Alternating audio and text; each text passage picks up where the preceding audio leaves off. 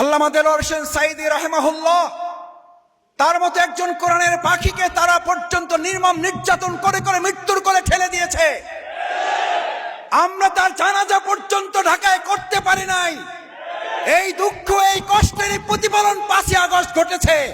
তার প্রতিফলনের অংশ হিসাবে আপনাকে বাংলাদেশ ছাড়তে হয়েছে। আপনি আমাদের জানাজা করতে দেন নাই, আর মানুষ আপনাকে বিদায় নিতে দেয় নাই। আপনি বিদায় নিতে পারেন নাই, কারণ এটা আপনার হাতের কামাই। বাংলাদেশ জামাত ইসলামী 15.5 বছর বিরোধী দলে থেকেছে, আর আপনি ক্ষমতা ছাড়ার পর 15.5 সেকেন্ডও থাকতে পারলেন না। এমন কি উন্নয়ন করেছেন যে উন্নয়নের প্রতিফলে 15.5 সেকেন্ড বিরোধী দলে থাকার সক্ষমতা হারিয়েছেন? তার মানে হচ্ছে দল হিসাবে আপনারা জাতির উপরে জুলুম করার প্রতিদানে আপনারা পেয়েছেন।